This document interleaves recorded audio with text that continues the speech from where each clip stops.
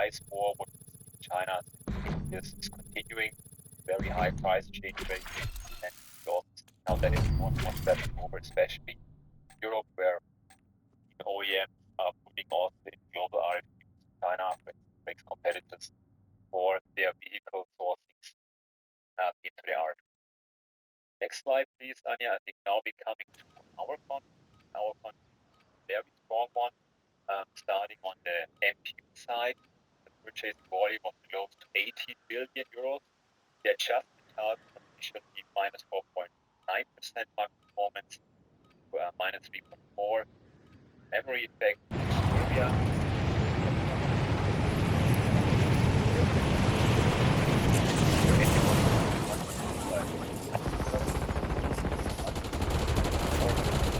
What we have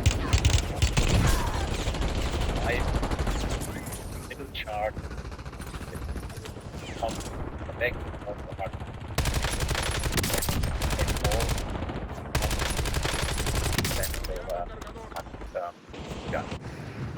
Next slide. Now next shift MPU2 and BM MPU2, which is 8 and 9 responsibilities of 1.6 billion euros. The target is minus 4%.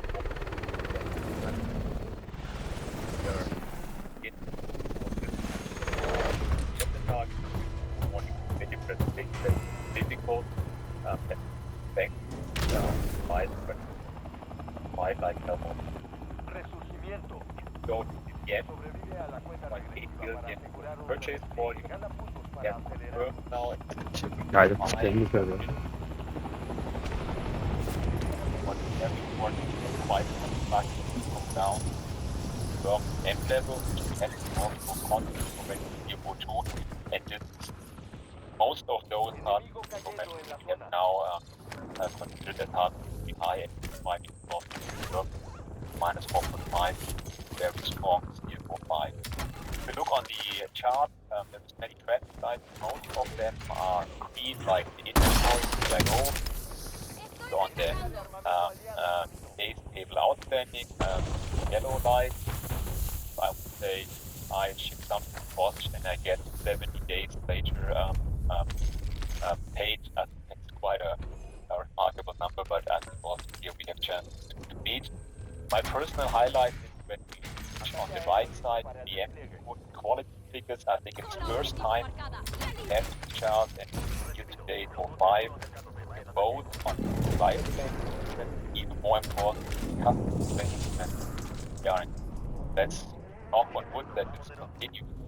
And last but not least, target cost here we are red. Measure against towards market price, especially on the braking side, where we see at the moment fierce price competition in China to price them challenging, and that's why it's very difficult to also confirm that. Next slide, Anja. I think now I will hand over to Johannes and start what's supply chain. Okay, thank you, Jörg, for handing over. So welcome also from my side. I see many colleagues, obviously from North America in the call, with whom I'm already in touch about topic TAN transparency and especially OEMs like GM and Ford. So Anja, if you could move to the next slide, please. What you see here basically on the top is our path. Let's call it like this. We waited like a rabbit in front of the snake, what the OEMs were asking us, and all of them said, go for TAN transparency, go for TAN transparency. What you see at the bottom is basically what we will offer now to the OEMs. Still in final discussion, but they roughly like this, that we as Ford would approach now OEMs, Ford, GM, and so on, and tell them, hey, we understood your need for transparency, and that is what we offer. Yeah, out of discussions with Ford, I know that goes through already the original format. GM also amplified the discussion, so we have good chances to get this. Let's move to the next slide. also realized maybe the life turned very, very hard that there is no standardized communication approach. Means by saying GM wants to have something, bunch of emails with not clarified, not numbers, are sent to each and every sales guy, purchasing guy, R&D. So we have might work with unclear tasks, and to harmonize something like this, we could also launch, let's say, a ticketing system that each and every customer request for transparency must go via ticketing. Here is number one, and where there will then be an automated outcome provided with all of the required information.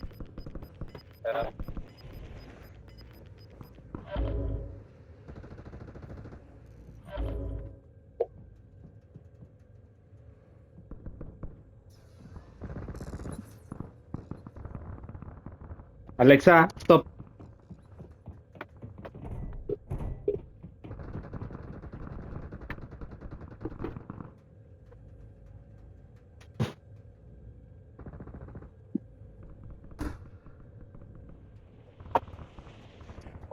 IT chart.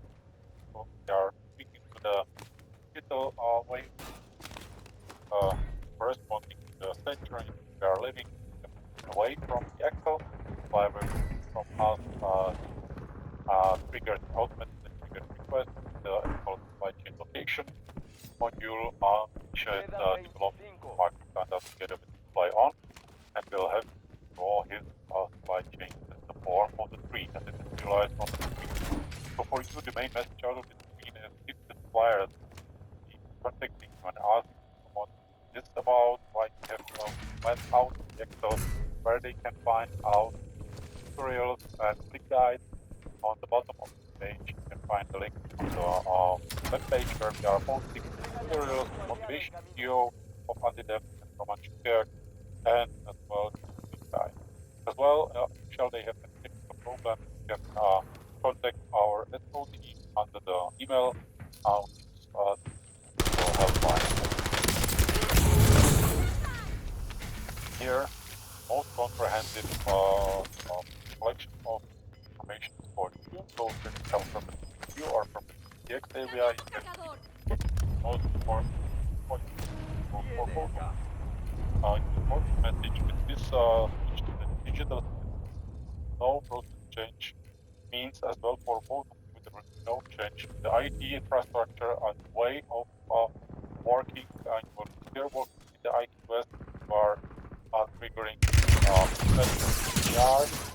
triggered request for something like or we are thinking about preliminary part of the sourcing, still operating the sourcing module of Philip.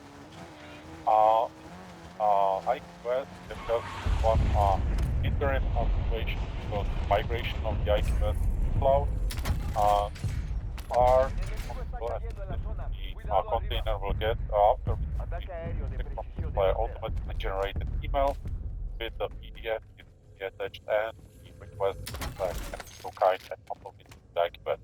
After the migration to the cloud as well here, manipulate with the API as it's going to happen already from the start for the preliminary is because our sourcing module was refurbished recently, so there is no problem. So a program there, easy radio button or traffic light, what the progress and this requires how many of them have replied, how many of them didn't reply, and the hyperlink cost. So for both of them, the main message is from certain point and first remember first of July for all and our users will be not anymore via Excel form for the DSC because it will go, as I said, automatically via the API with the link to location. And for the physically the same message we noticed but with a different date. So for the preliminary, and decided to have it postponed on the 1st October of 2020.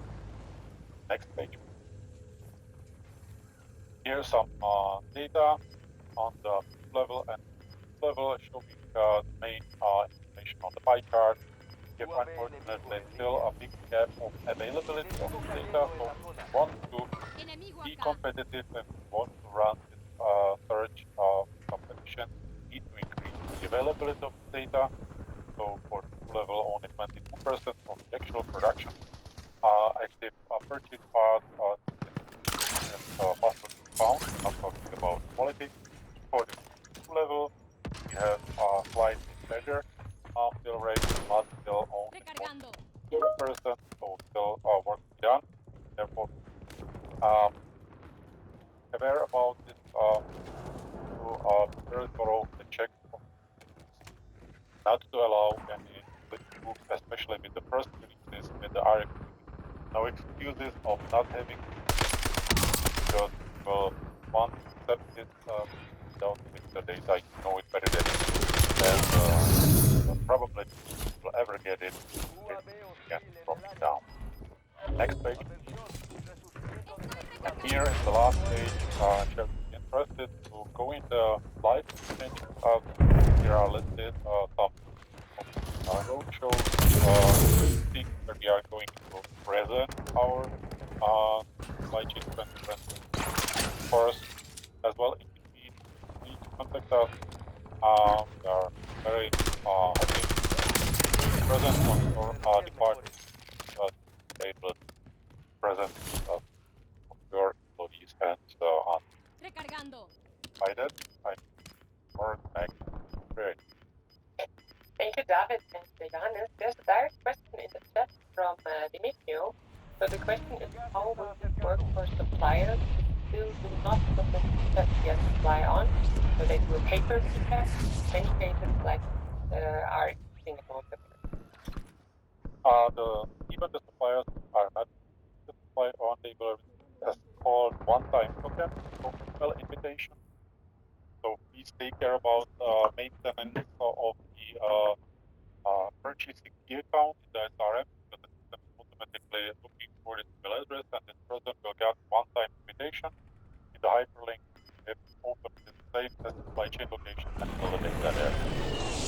So there's a solution available, and I guess in case there are more questions, Dimitrio could directly contact David, right? Perfect.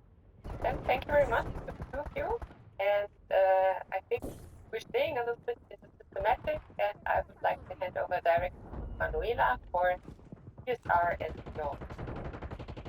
Yeah, thank you, Anja. Good morning and good afternoon also from my side. Unfortunately, my camera is not working, so I will keep it out. So I will give you some updates on how CSR evolved over time and what are the challenges that we are facing today and also in the future. Can you go to the next slide, Anja? So just 5 years ago, many companies were asked relatively question. So do we have the right risk in our direct suppliers was the main focus point. And then came the legislation just as the German Supply Chain Due Diligence Act. And so the question shows a bit on how to identify, assess, and manage those risks. So what we did was to develop due diligence processes, we created risk assessments, we rolled out contracts and policies, we probably all know that. So that was the past. And in the last year, there was a big shift now towards transparency and then supply chain. So the focus is no longer on the direct suppliers, but goes much more. And that's exactly what also David and Johannes just presented. So we do supply chain transparency here, and we use that for different reasons. So for example, we have to ensure that we don't have any sanctions or blacklisted companies in our supply chain. And in order, of course, that some information about sub-suppliers. And we also have our processes. For example, we have now the smelter questionnaires that we annually send to our suppliers. We also have that also companies. And of course, and that's something